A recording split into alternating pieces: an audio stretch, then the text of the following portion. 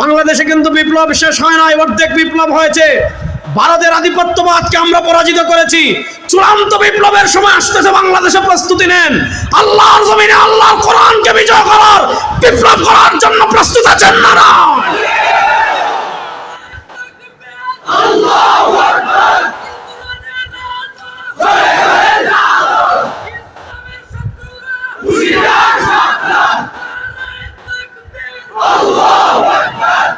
আসেন আমাদের মূল আলোচনায় আমি চলে যাই, সময় কম। এই শতাব্দীতে আমাদের মুসলমানদের কয়েকটা চ্যালেঞ্জের জায়গা আছে। এই চ্যালেঞ্জের জায়গার 1 নম্বর চ্যালেঞ্জের জায়গা হলো আমাদের নেতৃত্বে পরিবর্তন আনতে হবে।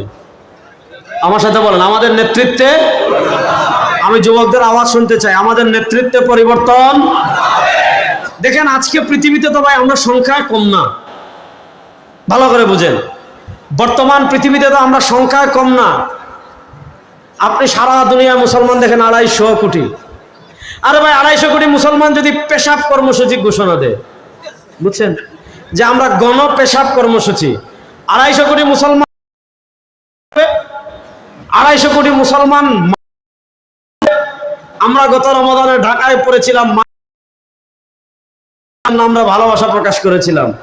250 কোটি মুসলমান যদি মার্চের ঘোষণা দেয়, কিসের মাসের ঘোষণা, যে আমরা আস্থায় গিয়ে একসাথে সবাই মিলে লাইন পেশাব করবো, তাহলে 250 কোটি মুসলমান একসাথে যদি পেশাব করে, গত বছর ফেনীতে যেভাবে বন্যা হয়েছিল, 250 কোটি মুসলিম একসাথে পেশাব করলে বন্যা হয়ে যাবে।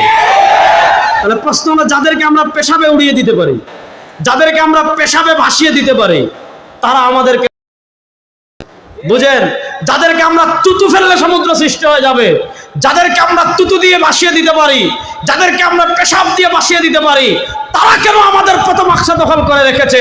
তারা কেন করে রেখেছে? তারা কেন 2 বছরে 65,000 মুসলমানকে শহীদ করে? তারা কেন মুসলমান নারীকে ধর্ষণ করে? তারা কেন আমার ভাইকে হত্যা করে? তারা কেন আমার বোনকে হত্যা করে? তারা কেন আমার বাবাকে হত্যা করে? তারা কেন আমার মাকে হত্যা করে? কারণ হলো আমরা সংখ্যায় বেশি আছি ঠিক, আমরা সংখ্যায় 250 কোটি আছি ঠিক, কিন্তু এই 250 কোটি মুসলমানদেরকে নেতৃত্ব দেওয়ার জন্য ক্ষমতার চেয়ারে যারা বসে আছে, সবগুলা ইহুদি খ্রিস্টানের পাঁচাটা গোলাম।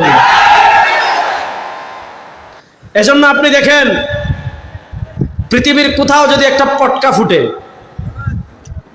আমাদের বাংলাদেশে, আমি সব জায়গায় বলি যে আমাদের ধর্মীয় সম্প্রীতি বলেন, অথবা আমাদের সাম্প্রদায়িক সম্প্রীতি বলেন, আমাদের মানবাধিকার বলেন, আমাদের কোনো কিছু ভারত থেকেও শিখতে হবে না, আমাদের কোনো কিছু আমেরিকাও থেকে শিখতে হবে না, আমাদের কোনো কিছু রাশিয়া থেকে শিখতে হবে না, আমাদের কোনো কিছু জাতিসংঘ থেকে শিখতে হবে না। আমাদেরকে শিখিয়েছে আল্লাহর কোরআন। বলেন, আমাদেরকে শিখিয়েছে আল্লাহর। তাহলে প্রশ্ন হলো, এই শতাব্দীতে মুসলমান এত থাকতে আপনি গিজ গিজ গিজ গিজ গিজ গিজ করতেছে মুসলমান।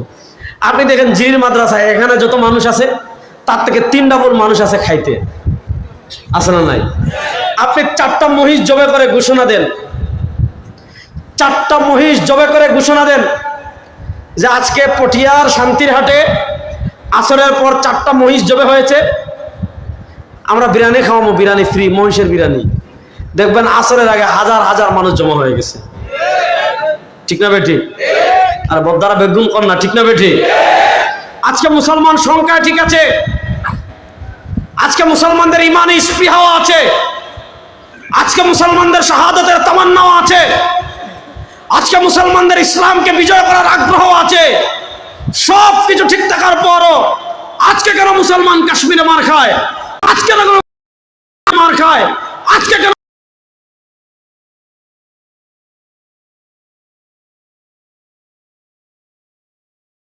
খায়?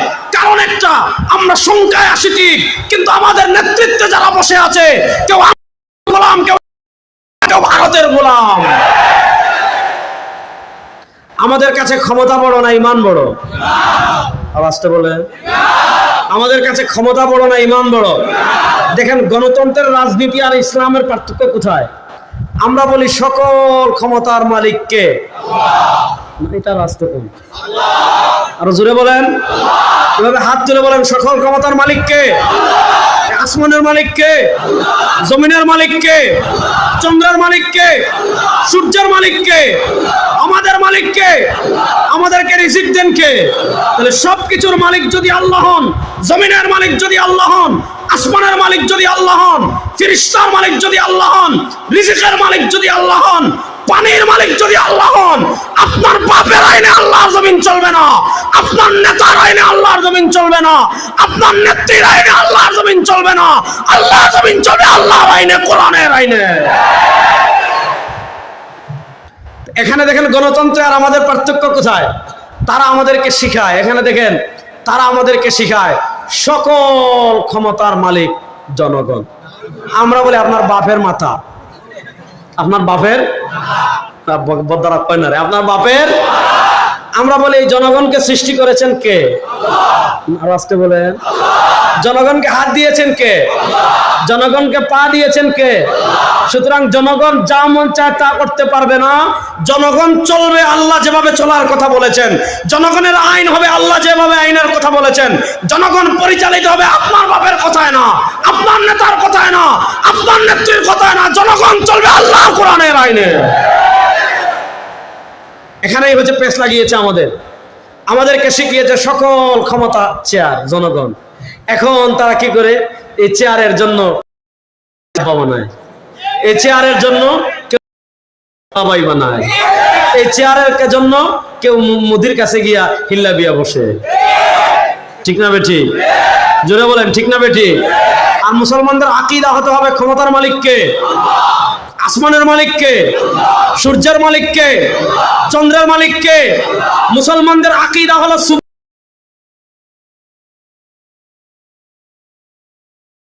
বিশ্বাস করে সকল ক্ষমতার মালিক আল্লাহ, সকল শক্তির মালিক আল্লাহ। এই আল্লাহর উপরে ঈমান রেখে পৃথিবীর মুসলমান যদি আবার ঐক্যবদ্ধ হয়ে যায়, রব্বে কাবার কসম করে বলি আমেরিকা ভারত আমাদের কিছু করতে পারবে না। একমত আছেন তো সবাই ইনশাআল্লাহ? এই শতাব্দী বলেছে আমাদের একটা চ্যালেঞ্জের শতাব্দী, ইনশাআল্লাহ বলেন। জোরে বলেন না, জোরে বলেন না ইনশাআল্লাহ। দেখেন ৭২ সালে আমাদের উপর একটা সংবিধান চাপিয়ে দেওয়া হয়েছিল। যুবকরা ভালো করে বুঝবেন, আমরা ১৯৭১-এ পাকিস্তানের বিরুদ্ধে যুদ্ধ করেছি। ১৯৭১-এর পাকিস্তানের যুদ্ধ কখনো ইসলামের বিরুদ্ধে যুদ্ধ ছিল। ১৯৪৭ সালে পাকিস্তান প্রতিষ্ঠা হয়েছে, ভালো করে বুঝবেন। ১৮০৩ সাল থেকে নিয়ে ১৯৪৭ সাল, যুবকরা ইতিহাস শুনবেন, ১৮০৩ সাল থেকে নিয়ে ১৯৪৭ সাল পর্যন্ত এই ভারত উপমহাদেশের রাষ্ট্র ক্ষমতায় ছিল ইস্ট ইন্ডিয়া কোম্পানি।